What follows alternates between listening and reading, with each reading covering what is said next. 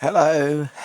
We're in a place called Mark's NOTCAST, which isn't updated very often at the moment because of various reasons. This is number 414, if anybody of you is counting. It is about the 27th of November, 2024. And I haven't done one of these about... normally I do about two things. One, I pull out random stuff or sometimes I do some stuff about films. But most of the time I'm talking about an album or a period or an era of a band that I really, really like, or think I can be bitchily entertaining about. Or is it entertainingly bitchy? Who knows?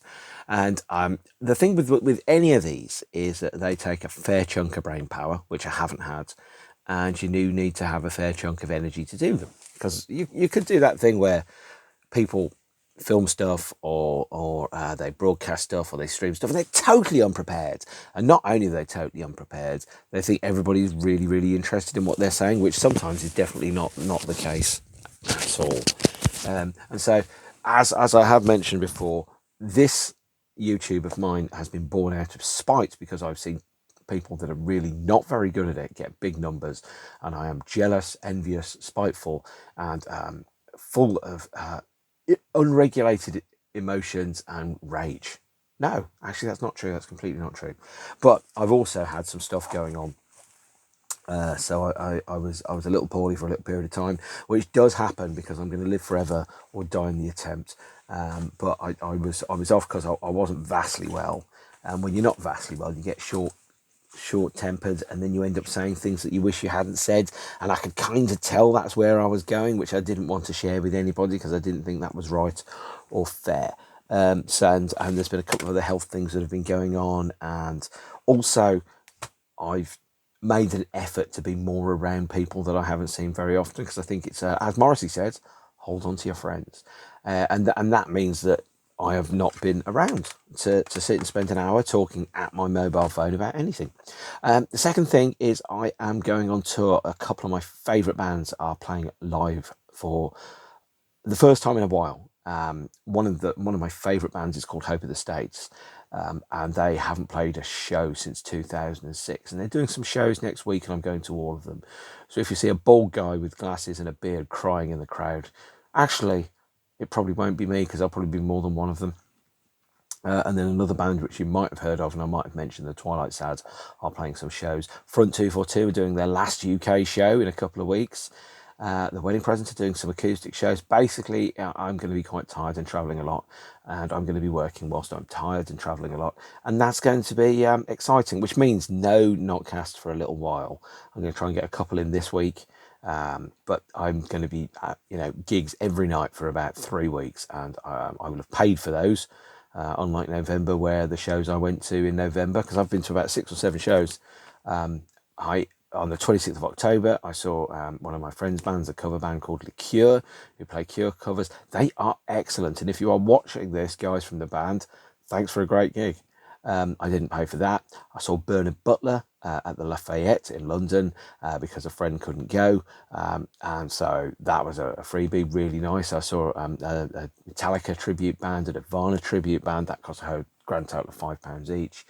I saw loads of stuff. I saw Therapy, the Levelers.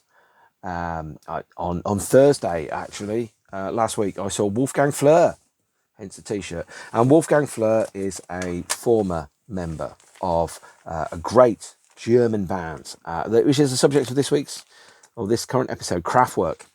And since I saw Wolfgang, I bought the t-shirt. And the t-shirt, I believe this cover art is taken from a photograph that was taken at Utrecht on, I think, December the 13th, 1981, possibly the last show that Wolfgang played with the band. Also, this design was put together by Marcus of Mammoth Creative Works, of the great Canuck, of the great Black Country, who is a lovely man and has a fine eye for both detail and good music. So today I am talking about Kraftwerk's second set of Wilderness Years, the period between 1994 and 2002. The last episode I talked about was about 1987 to 1993, another set of Wilderness Years, which was populated by the re-recording album, The Mix. I thought the mix was going to be the start of the band again. I really felt positive when I saw them for the first time in Leicester on the 18th of June 1992. I had no sense or comprehension that anything about the history of the band. I just saw these four weird techno German dudes playing banging electronic music that absolutely blew my tiny fragile human mind. I absolutely loved it, and I was like, right, I love this band. I'm totally in for this band. Imagine the first time you hear the Robots is when the band are playing it in front of you, but it's not the band, it's four mannequins of robots and loads of screens. And you kind of go, wow, someone is really doing a good job of this. The mix as a period I thought was going to be a rebirth for the band, but it wasn't. So they played live for about 6 months. So they played the UK, I think July 1991, changed their lineup, and then between September and I think December they played a 2-month tour of Europe.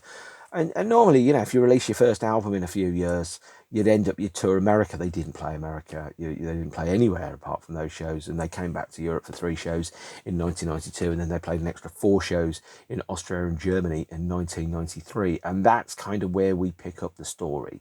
Because chronologically, this Kraftwerk era is an era where Kraftwerk released only one new song in the whole time. And they played 3 tours, which were not, vastly big or exciting or anything. So they didn't do very much. If you only experienced Kraftwerk through buying records, you got very, very little between the period 1991 and 2003. It was very meagre. You got 1 song from the band. But that's not to say that it wasn't busy. So the start of it, obviously Karl Bartos and Wolfgang Flur had left the group between 1986 and 1990. Henning Schmitz joined the band, who was an engineer, and Fritz Hilpert joined the band as well. And in 1989, during the sessions, which turned into the Mix album, Karl Bartos recorded and wrote a song called TV, which was released as the first single by his non-Kraftwerk act, Electric Music. And what happened with this is in about 1989, Kraftwerk were writing songs separately as well as jamming them in the studio. Not jamming them in the studio as much as they used to, but writing songs at home and presenting finished and complete songs to the rest of the band members for the band to then contribute to. Although the band had become effectively a different configuration, the only 2 people writing in the band at that point were Ralph and Karl. And I think Ralph's creativity dried up post the accident, which may have affected his ability or his prolificness. Prolificity? Maybe that's a word. Who knows? And so Karl was writing the songs and then bringing them into the band. And the first, one of the ones he brought in was a song called TV, which he wrote in 1989 and recorded it in his home studio. Fritz Hilpert, then a member of Kraftwerk, came into the studio and helped create a rough mix and presented it to the rest of Kraftwerk, which is detailed in this excellent book, The Sound of the Machine by Karl Bartos, which is a story of life in and out of Kraftwerk. My copy is signed by a member of the Techno Beatles who signed it at the British Library in 2022. And this was really where I think that the band was going to start, or Kraftwerk as a band was going to start to fracture and became very, very obvious what was going on. So, as he says in here, at some point, whilst I was working on it, I played my song TV to Fritz. I guess he thought the track was pretty good and made a spontaneous offer to mix it for me. And when a gap came up for the bookings in March 1988, they let us use it for free. We weren't interested in much more than playing around with the mix on their sound equipment. We met up at Kling Klang the Monday after, and Fritz talked about our session with a huge grin. And even as he was talking, I saw the look on Florian's face change. I don't remember the conversation that followed precisely, but I perceived it as Florian evaluating our mixing session as a betrayal or a sacrilege. The consideration of such a thing working outside of Kraftwerk appeared to be beyond the realms of his imagination. And at that point, Fritz was not yet entirely familiar with the unofficial Kraftwerk behavioural code, the tacit agreement that you worked exclusively for and inside Kraftwerk. I think Florian found our actions highly disloyal, and Fritz and I never worked again on my music after that incident. The rest of 1988 passed in an unspectacular manner. So March 1988, even though Fritz had been brought on board for a technical point of view to become Ralph's tutor on the Synclavier, and his personal qualities and objectivity brought a little bit of the outside world reality back into Kling Klang. It was very clearly understood that you worked inside and for Kraftwerk and absolutely nothing else. Even though the solo track TV was probably potentially, sorry, this is upside down, probably potentially a Kraftwerk song, and certainly if you listen to this is a Kraftwerk song in all but name, using a lot of the band's old equipment. It was perceived as a betrayal, and therefore, the avenues were closed. This is a fascinating book, by the way, and I'll be referring back to it later on throughout the rest of the next 40 or so minutes, alongside this book by Sir Wolfgang Flur, I Was a Robot. This is the 2000 edition, the original version, the English translation. And that has some interesting stories in it as well, possibly a rare unsigned copy here, but the idea of being able to peek under the curtain and see inside Kraftwerk is absolutely fascinating. But certainly I think everybody else, including the robots, have now been served with non-disclosure agreements. With the recordings by Karl in 1988, he became aware that I think probably Kraftwerk as an entity were not vastly interested in new material at that time. They wanted to renovate the studio and renovate and digitise everything that they'd done previously. When Karl left the group in July 1990, and Kraftwerk effectively carried on as a trio before adding, firstly, Fritz Abrantes, not Fritz Abrantes, but Fernando Abrantes for live shows, and then replacing him with their studio engineer Henning Schmitz.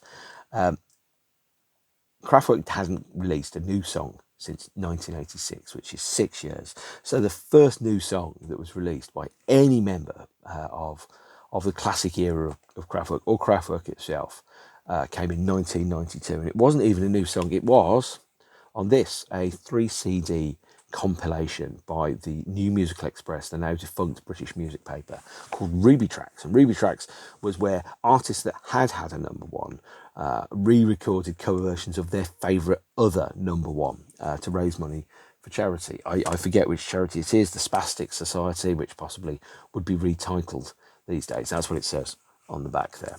And the recording was under the name Electric Music. It's a cover version of a song called Baby Got Back, which you will know, a classic 60s soul song, taking the cue a little bit, if I may say so, a little bit from Soft Cell, doing Tainted Love, the idea of looking at an old song, taking the core meaning of it and transposing it to an electric environment or an electronic environment. And this here gives you an example that says, Electric Music are former Kraftwerk members, Schultz and Bartos.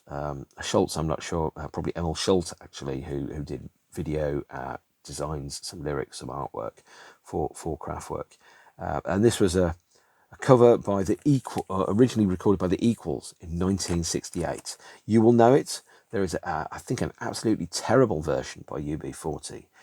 But of course, anything by UB40 is terrible, even the early stuff. And Equals singer was Eddie Grant, who later did Electric Avenue. And if you've ever been to Electric Avenue in Brixton, you'll see a massive sign saying Electric Avenue.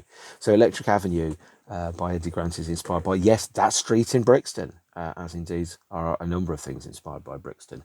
So Ruby Tracks was the first release of a new, previously unreleased song, even though it was a cover version by any of the members of the classic era lineup of Kraftwerk. And this came out in late 1992.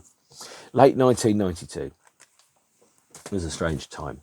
The idea was, or at least my perception of it from the outside, is that Kraftwerk would come back pretty soon. They'd play some shows, they'd be re-energised, they'd have new material. That wasn't the case.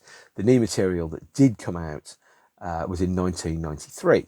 And two things were happening, actually three things were happening simultaneously at around about the same time. So Karl Bartos was working with, I think, another chap who is pictured on the cover of this single here, Hello. And his name, I think, is Lothar Mantueffel, which I've never pronounced before, and was working on an album which was released in 1993 called Electric Music. I have done an earlier episode where I called Karl Bartos possibly one of the most unsung musicians who really deserves more recognition for his huge impact upon the world of music. But the first solo album departing Kraftwerk is by the act Electric Music, which is Karl Bartos, under the name Esperanto.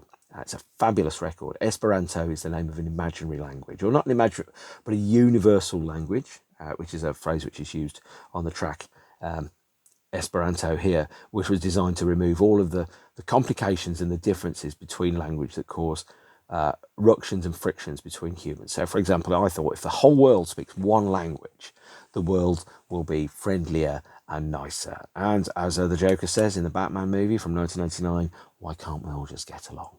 Well, if we got rid of the language barrier, then maybe that would be more likely.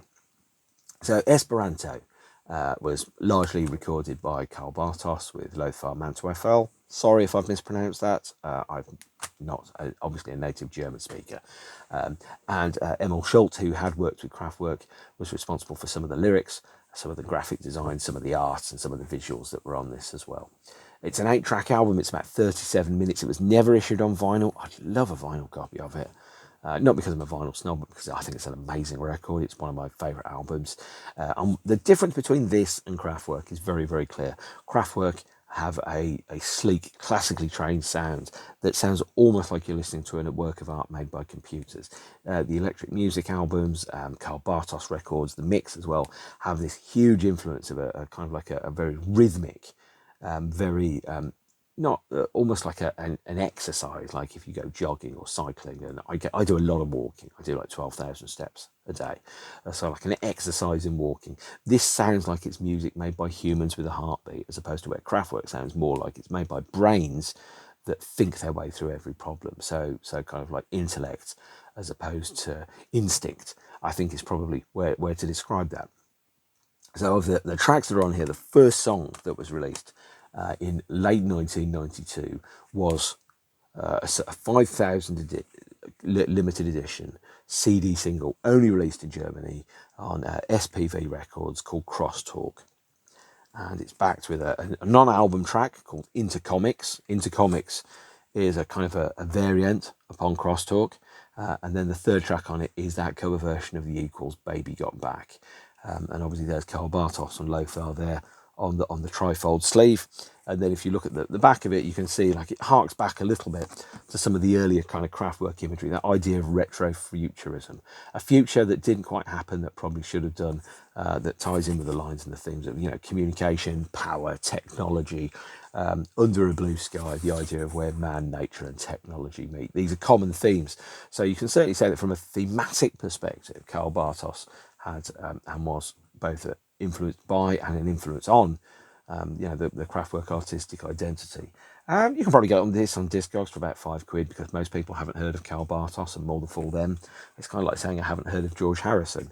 I think Karl Bartos is like certainly the George Harrison, if not more so, maybe the Paul McCartney of Kraftwerk, and it's no coincidence in my opinion that the band's productivity slowed to, or more correctly, Kraftwerk's productivity ground to a halt not long after Karl left the group. Great single, really, really love it. It was the first single to be released from the album, and it was released in May 1992. It got to number 43 in the US dance charts. And what we had here was effectively Karl Bartos was starting out as a solo artist with effectively the slate wiped clean. He had no record deal. He had expanded upon his solo writing to the point where effectively he started to write an album on his own. And obviously the members of Kraftwerk had moved to an individual writing structure as opposed to working together and jamming out ideas as musicians, looking in each other's eyes while they do so. And effectively, I think it was described in the book as doors that were open to me as a member of Kraftwerk were closed as Karl Bartos, which is a strange way of looking at it. That's a thing which I'll pick up when I talk about Wolfgang Flur in a minute. But effectively, Karl felt that he couldn't escape Kraftwerk's shadow. It was like the mafia in Godfather 3. Every time you think you're out, they pull you back in, or you can check out, but you can never leave. Hotel California. And Wolfgang, having left the group, moved into some architecture and some furniture design and things like that. but he did start working on a musical project as well. His project was called Yamo, and he did a limited edition cassette, and later started recording what would become his first debut album, Time Pie, which was released in 1997, but it was ready for release in spring 1995. We'll pick that up when we get to spring 1995. So Esperanto was then released. I don't know the exact date of it, but it's got vocals on all the tracks by Karl, apart from, I think, Kissing the Machine. Kissing the Machine does appear on, I should have got this out earlier actually, in a re-recorded version by Orchestral Manoeuvres in the Dark, because the vocals on Kissing the Machine are by Andy McCluskey of OMD, and it later was released in a re-recorded form on the English Electric album in 2012. I think Esperanto is a great record, and musically it carried. You can clearly tell by listening to this that if this guy hadn't been in Kraftwerk, he would have been very influenced by Kraftwerk, but who isn't influenced by themselves? And secondly, there, you could see very clearly what he brought to the Kraftwerk sound. He brought that sense of, and not to say that Ralph and Florian didn't have it, but that sense of classical, repetitive, short motifs, kind of very rhythmic sounds as well, industrial rhythms all around. So there's 8 tracks on here. They're all very good, actually. I really like this record, and I wish I could listen to it more. However, 1993 was the year that Esperanto was released. It was also the year that the second single from the album, TV, was released. TV comes on a CD and a picture disc, vinyl, and it features the original TV and a 4-minute re-recorded version of it that's effectively a part 2, just called Television, the Drug of a Nation, feeding ignorance and misinformation, etc., etc. So TV is a great song. So if you go, I wish Kraftwerk would release a new album, well, get the Karl Bartos stuff, and you will get basically Kraftwerk, because when Karl left Kraftwerk, he took a lot of the old obsolete equipment that had been replaced by the new digital studio. So, for example, the vocoders, the drum machines, some of the synthesizers, the synclaviers. He didn't take the all of the electronic voice sounds, because Florian was moving into speech synthesis.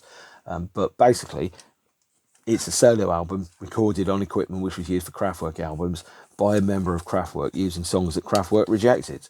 If you want to hear that, that is probably the best definition of a solo album that you could have. The third single from the album was called Lifestyle, and this was very bouncy indeed. It was released as a CD in Germany in 1993. Didn't chart that I know of, and it had this has 5 tracks on it, so it's got the album mix on there. It's also got a radio mix, it's got a club edit, it's got a phone me edit, and it's got a track called the edit style, which is effectively a kind of chopped, cut up, kind of sliced and diced version of the song. Lifestyle's really good. When you listen to it, you can really hear what it is, but the problem is, because it didn't have the words Kraftwerk on it, people weren't paying attention. There was a snobbery around that, in much the same way as some of Ringo Starr's solo albums probably sold about 17 copies, even though the guy used to be in the goddamn Beatles. So 1993 was a year where this kind of bypassed him. And there were no live shows. And Kraftwerk did those 4 shows in Austria and Germany. And there was also an issue that needed to be resolved. As mentioned in The Sound of the Machine here, Karl realised that the band worked on a financial disparity.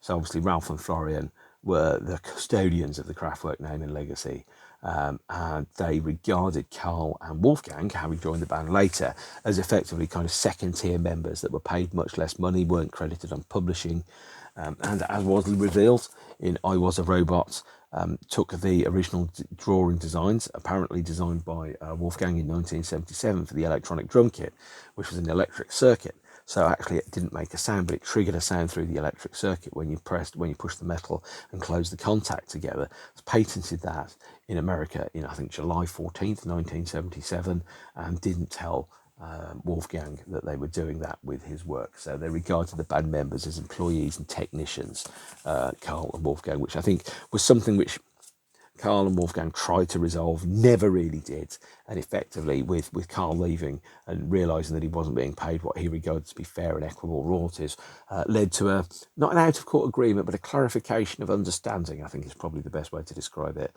between Karl, Ralph and Florian in 1993, which improved his financial position and his credits, although maybe not directly on the album sleeves. 1994, Kraftwerk did nothing. And Kraftwerk announced a one-off appearance at a rave, a massive outdoor concert at Lid Airport. Now, Lid Airport is an airport that's basically in marshland. It's an industrial airport that's now closed, but you could use it for a show and effectively create a venue in Lid, have 25,000 people there. Kraftwerk would be the headline act. Pop Will Eat itself would be supporting. Aphex Twin would be there as well. And that was announced. Tickets went on sale. They couldn't do the show, and they couldn't do the show because they couldn't get a license. So, show was cancelled, and both Kraftwerk and Karl and Wolfgang were relatively quiet. There was a very short summer tour by Electric Music, where the band played 70-minute sets, not playing anything by Kraftwerk, but all electric music and material from the second album, and some material which would later formed a role on the electronic album Raise the Pressure. And Raise the Pressure, the second album by Electronic Feet, the band from Bernard Sumner and Johnny Marr, came out in 1996. I think Karl writes 7 songs on it, and they are great songs. You can very clearly hear the Karl Bartos in those songs. So, for example, Until the End of Time, I think there's a song that became another song on Karl's solo albums. I think there's If You Found Love, for example, Free Fall. Those type of songs have big influence from Karl on them, and they're very, very good. And a couple of the songs that were played on the 1994 summer tour, and I'll post a link to it down there, feature embryonic electric music versions of those songs, which are very, very good. Different, weird, bouncier, but a glimpse into an alternate reality, I think it's fair to say. In 1995, Wolfgang Flur finished recording his album Time Pie under the name Yamo, which he calls his Rhineland Specialities. This wasn't released until the 17th of April 1997, and it was released originally in the UK through EMI. And EMI, they're quite excited. We've got an album by a member of Kraftwerk. It sounds bouncy, and we could put it out. But as it turned out, and as stated in Wolfgang's book, I Was a Robot, there was, according to a member of his record company, there is no Kraftwerk conspiracy against you. But of course, saying that there's no Kraftwerk conspiracy kind of implies that there is, that the band members, Ralph and Florian, were displeased that somebody had both dared leave the group and continued on, thinking that Kraftwerk was this, in a state of omerta and complete and total loyalty forever. EMI probably looked at that and went, actually, it's more important to us to have Kraftwerk than it is to have a former member of Kraftwerk. And so therefore, effectively, quietly, when the album had sold out, its first pressing, didn't repress it. So this is a version that I think was released on Hypnotic Records in California after the UK release. And is it a good album? Well, I think it is. It's a good album. You can hear that maybe Wolfgang wasn't the most dominant personality in Kraftwerk when you listen to it. At the same point, what you can hear is that there is very definitely a lineage that comes from a shared mindset. It does have a couple of interesting things. Emil Schult wrote the lyrics to it, or co-wrote some of the lyrics to a track called Aurora Borealis. Paul Wilkinson, who I bought this t-shirt off him last week. Wrote the lyrics to the track Guiding Light as well on here. What I will say is, in terms of my favourites, in terms of between Karl and Wolfgang, I'm afraid, well, not I'm afraid, but Karl is more my wheelhouse and more what I'm interested in. This isn't bad, by no stretch of the imagination is it bad. It's just not quite my thing. But I think you should always try it, you should listen to it and decide whether it's for you. In 1997, Kraftwerk played their first live show in 4 years. It was at Luton, good old Luton, a place I've only ever been to one show in Luton, at the Tribal Gathering Festival on the 24th of May 1997. And on that day, the Manic Street Preachers were also playing the 9X or GMEX Arena in Manchester, and I could have gone to either of them. Oh, to go and see the Manics at Manchester or go and see Kraftwerk in Luton. What a cruel choice. What a temptation. If I could split myself in half and do both, I would have done, but I couldn't. So I saw Kraftwerk. And that was at the time, certainly, Ralph said it was the best gig they'd ever played, and may very well still think that. As far as I was concerned, this was the rebirth of the band. Sometimes bands go through a period where they're absent from the public eye for a while, and then they suddenly come back, and they're both regarded as better and more influential than they've ever been. Or as Tony Wilson said about Ian Curtis, death is a career move.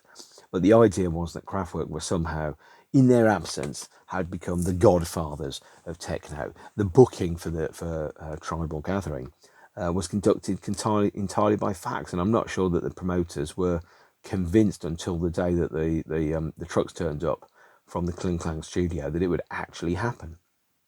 The band set up all of their equipment on a completely isolated and separate stage the day before and played an entire show to about 100 people who were basically crew members and people working the festivals, security, food vendors and people like that in the tent the night before. And then on the 24th of May 1997 at 10 p.m.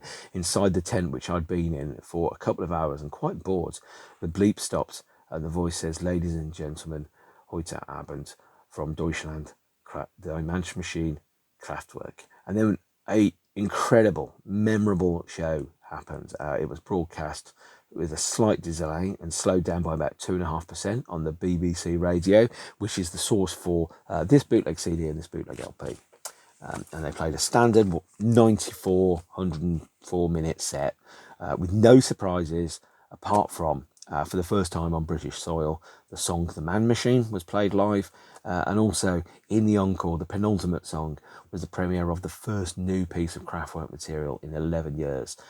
Despite what nonsensical bullshit you will hear elsewhere where people say that it's called "Nerve in the Elfenstung" or whatever it is. In fact, I need to go and check. According to someone, it's called Nummelen Weltschmerstung. You can tell I don't speak German, but it isn't. It was called Tribal. Tribal was the name on the set lists. Tribal was the name of the video file, which was published on Kraftwerk.com. The song is called Tribal. That's what it was called. That was the official title of the song. That's it. There's no other title. The Nerve Melchtung, whatever name, is made up by bootleggers to make it look interesting, and it's not the song it's not the title of the song that was ever publicly known or announced. But this song featured the first new Kraftwerk material in 11 years. It featured a change to the band, so embracing and accepting the world of the wireframes and the world of the digital world that we'd entered, hence the picture here, which by the look of it looks like it was taken in 2004 and not 1997.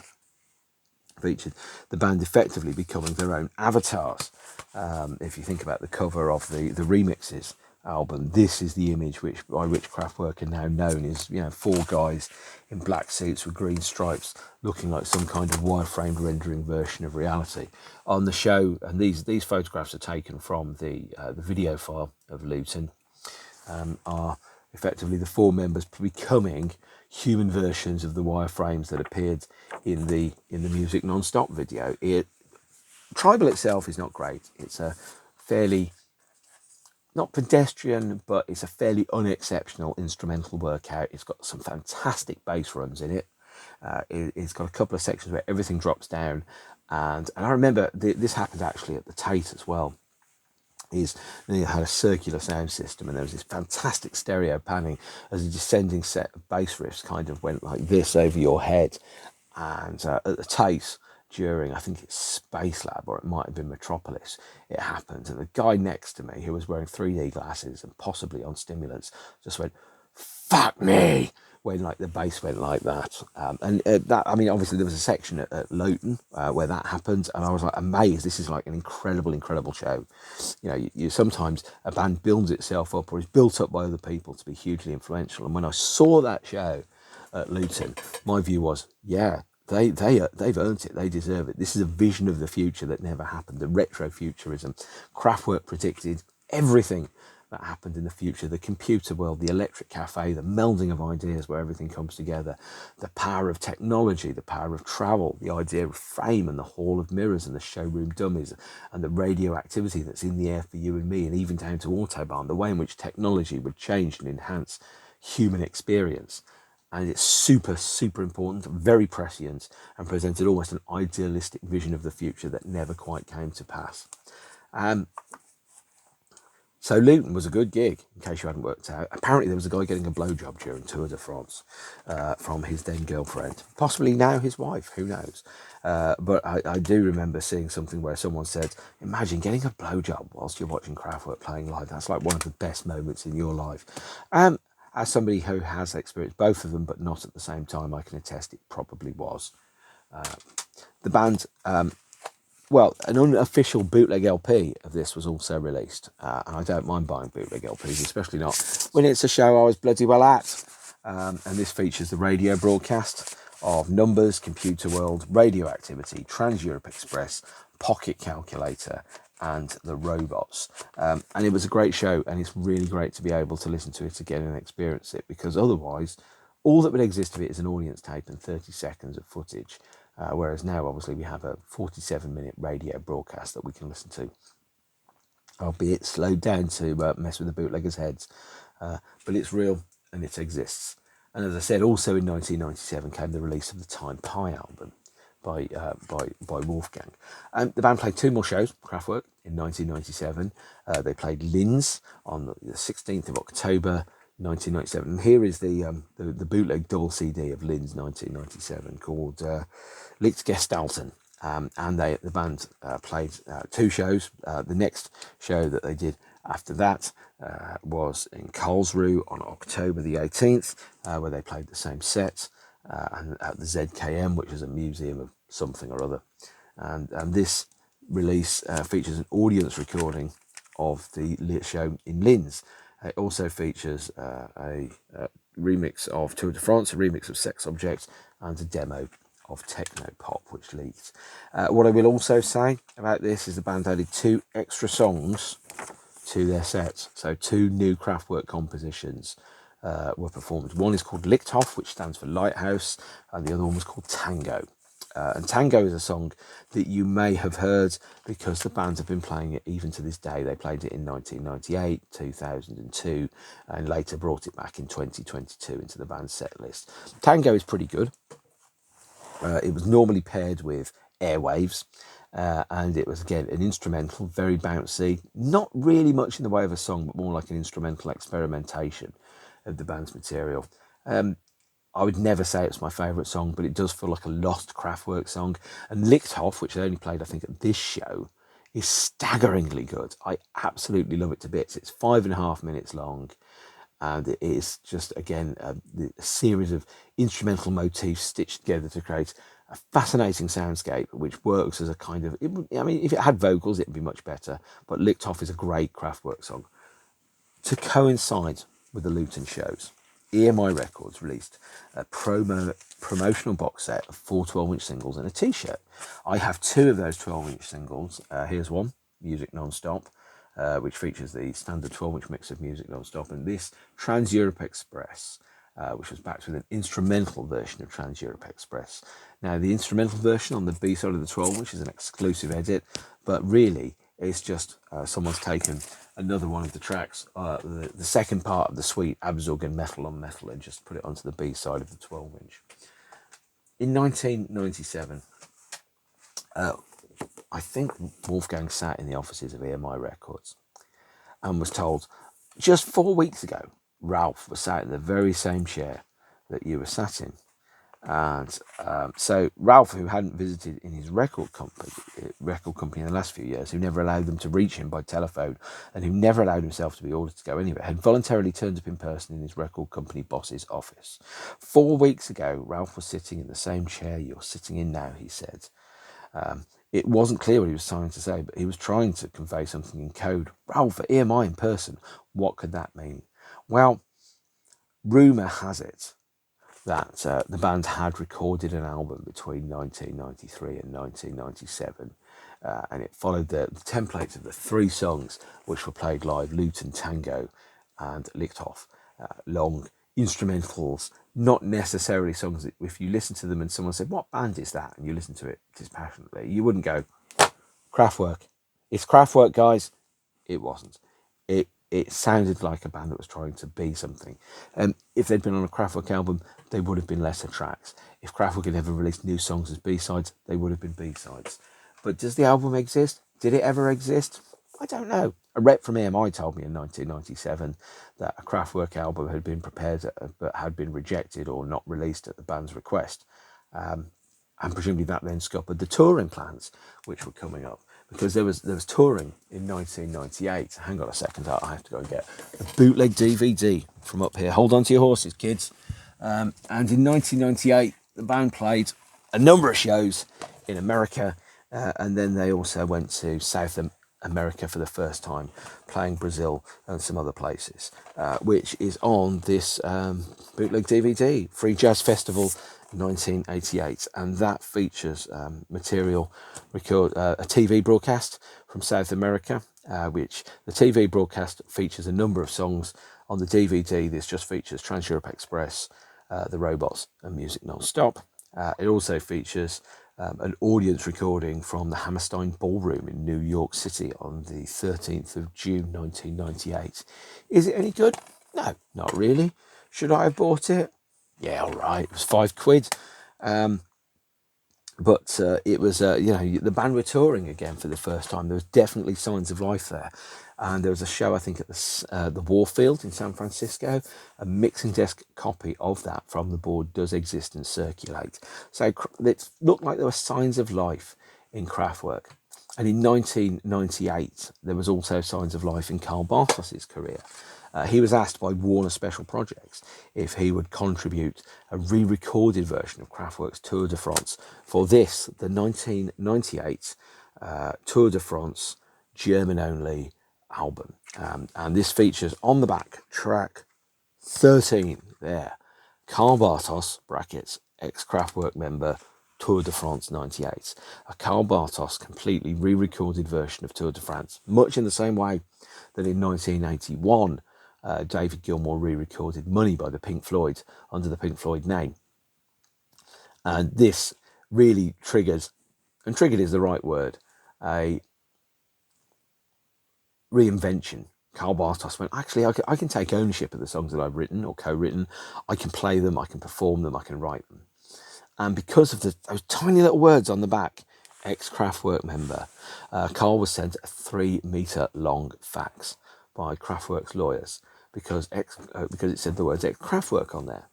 And he said, I'd neither been asked nor knew anything about it until I saw the CD, and then asked himself, would it be legitimate for me to perform my Kraftwerk repertoire? Well, that's one of the things he was thinking about. He didn't quite get there just then, because in 1999, or 1998, an album by a band called Mobile Homes was released, which Kraftwerk which Karl had spent a lot of time working on. And in 1999, an album called Electric Music, with the words Karl Bartos, came out. This had, although it said Electric Music on the back and it drew the connection between Karl's Electric Music and as Karl Bartos himself, it was both the crossing line between Electric Music and Karl Bartos, allowing Karl to reclaim his own name and his own identity. However, this is the only album I've ever seen in my life that has a no refunds policy on it. Sister Ray in Soho in London has a big sticker on it saying, this is guitar music, it's not electronic music, it doesn't sound like Kraftwerk, and if you buy it and don't like it, you don't get a refund. Because presumably a number of people had done that. Is this any good? No, I don't like it. I think for Karl, much as I hate to put people into boxes and say they can't get out of the boxes, much like in Apocalypse Now, never get out of the boat. My idea is, if you're the best person in the world, or one of the best people in the world at making electronic music, and although you might really love guitar music, you're not great at guitar music, you should stick to what you're best at, which of course then happened. Now, on the Electric Music album, there is a track called Sunshine, and which Karl did record as Electric Music, but didn't release in its original heavily synth version. There was a 12-inch single that was released in a limited edition of about 150 in the UK called Sunshine. So this is Sunshine by Karl Bartos, and that had remixes. It had the Ground Zero mix and the Electro mix. Neither are spectacular. But you know me, I'm a completist. I'll buy anything. And if you're just lacking, it just says disco and house on the back there. A DJ wrote it. 1999 also saw the publication of Wolfgang Flur's autobiography, I Was a Robot, in Germany and written in German. And again, there was a hefty fax from Ralph and Florian's lawyers.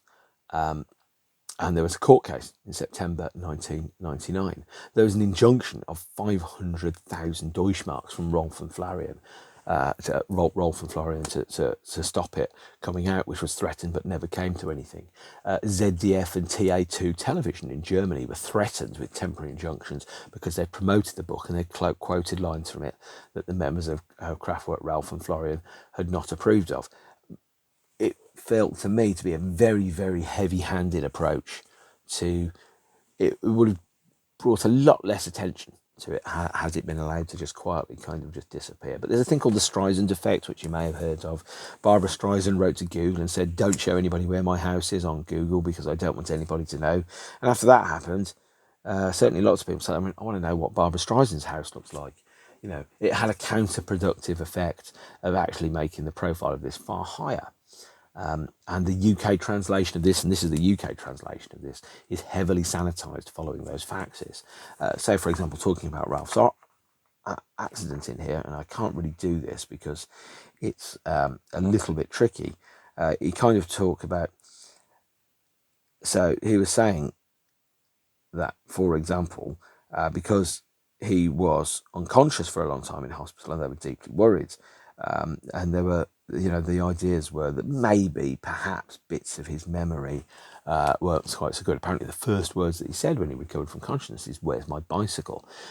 He'd forgotten certain things or certain skills, and one of those may have been the ability to write and record melodies and to construct new material. So, for the UK translation of this, the ambiguities are put in to make it maybe, perhaps, yes, to quote the great sex object.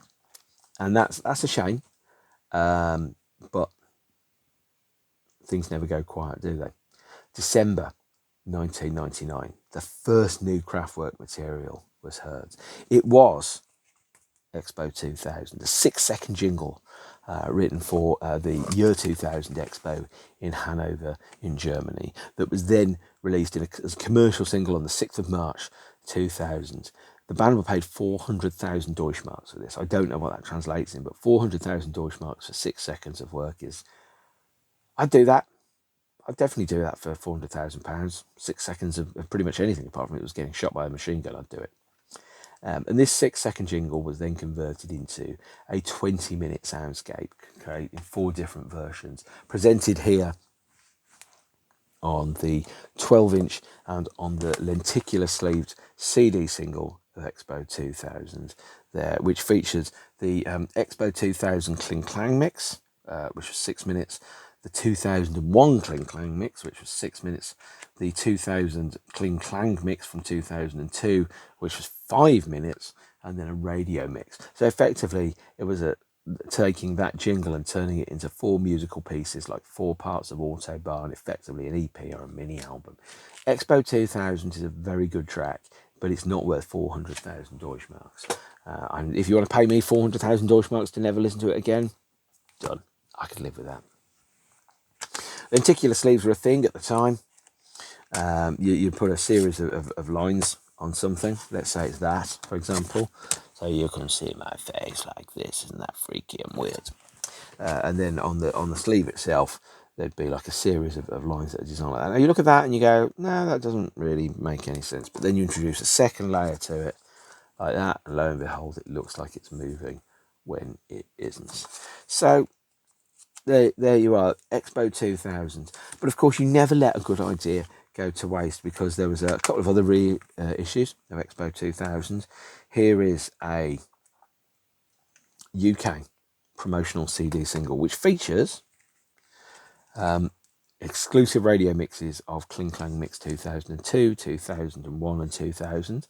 So exclusive edits on there. And then later, a double 12-inch remix set or a single CD called Expo Remix. So for the first time, the band actually had outside remixers, because the remixes of Telephone Call were by Francis Kavakian.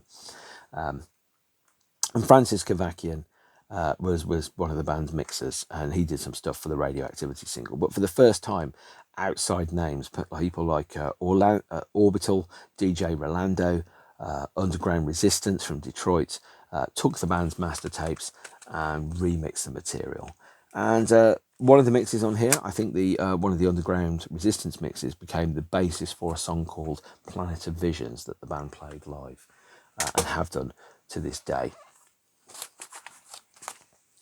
The Expo 2000 mixes are on the Kraftwerk Remixes album that was released in 2022. And that features on it the studio recordings, the Kling Klang Mix 2002 and 2001, the Orbital Mix, and the Francis K and Rob Rives mixes, the DJ Rolando mix, the Underground Resistance mix, and the UR43 mix. Now, this is a triple LP of remixes. Effectively, it's bonus discs for the last 3 albums. Disc 1 has Music Non-Stop, the 1991 MTV track on there. Then it has the remixes and re-recordings of Robotronic and Robotnik, and then Radioactivity, and there. And then disc 2 is Expo 2000, effectively presented as a mini album of 6 tracks or 7 tracks exploring the multiple kind of variations and interpretations of the song. And this is where remixes could turn into albums, because you change the original so much it becomes a 40-minute song as opposed to a 4-minute song. Disc 3 and Disc 4 relate to another album called Tour de France, which I haven't mentioned yet, which will be released in 2003. And so that for 2000, the year 2000, the band released 1 single and did nothing. So between 1998, at the end of November 1998, when that South American tour ended, and September 2002, Kraftwerk didn't publicly exist apart from 1 single, which kind of just slipped out and I didn't even know it happened. In 2000, Karl Bartos started playing live under his own name, playing the Kraftwerk repertoire, recreating the material using the old Kraftwerk synthesizers and equipment that he'd made in it. And he re-recorded the Computer World album and Man Machine and a huge chunk of Trans-Europe Express. He redid I think Telephone Call and maybe Sex Object from the Electric Cafe album, the Trans-Europe Express title track. He said, these are the songs in Kraftwerk that I wrote, that I performed, that I recorded. I have as much right to play them as anybody else. And considering that, Ralph and Florian are shameless about calling themselves Kraftwerk, even though their lineup has changed dramatically, Karl felt that he had a legitimate claim to playing those songs live and involvement in the creation of them. It wasn't going to be doing cover versions unless he was going to be covering himself. So he re-recorded on the original machines. He re-recorded the Man Machine and Computer World, Trans-Europe Express, House of Mirrors, Telephone Call, Tour de France. Between late 1998, following the re-recording of Tour de France, and spring 2000, and then played his first show in Cologne on the 31st of May 2000, which is on YouTube in VHS quality, which really shows you that Karl was as vastly written out of history and is an important and contributing member to the history of the group and to music overall. And that's pretty much where the Karl Bartos thing kind of comes to a close. 2002, the band played several shows, Luxembourg, France, Germany, premiering their new studio lineup. So they'd moved everything from hard keyboards and synths and equipment through to what's called soft synths, emulators, everything that lives inside a box. So instead of having the whole of the Kling Klang studio with them, as per the 1997 shows, Everything had been completely redesigned and rebuilt yet again, moved over to Sony Vio laptops, created into a central data place that operates off stage. And really, all you've got on there is the controllers. Now, normally, with Florian on vocal, synth, Vox, etc., you'd have Fritz here, who'd be working on rhythms and melodies. Henning there would be working on rhythms and melodies as well, and sounds. And obviously Ralph there on keyboards, synth lines and vocals, but each one of which would have a path, and then each one of those musical motifs would be linked to a set period of film. So for example, if Fritz was to play, I'm going to play sequence X, then the video that matches up with sequence X would appear on the screens behind the stage, and everything would match up perfectly. At that point in 2002, the set was almost exactly the same as it had been previously.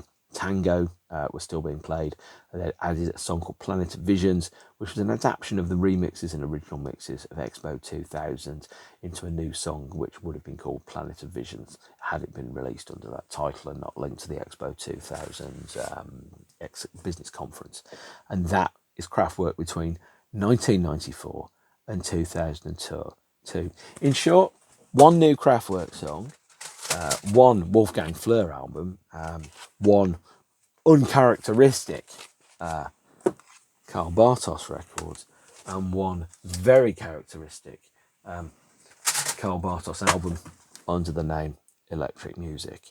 It was not a great time to be a fan of Kraftwerk, but the respective members were busy, and it felt that there was still a lot of legacy that was being honoured by that activity. And with that, I'm going to wrap up. I know it's been a month since I've last done one, and the last one was Pulp.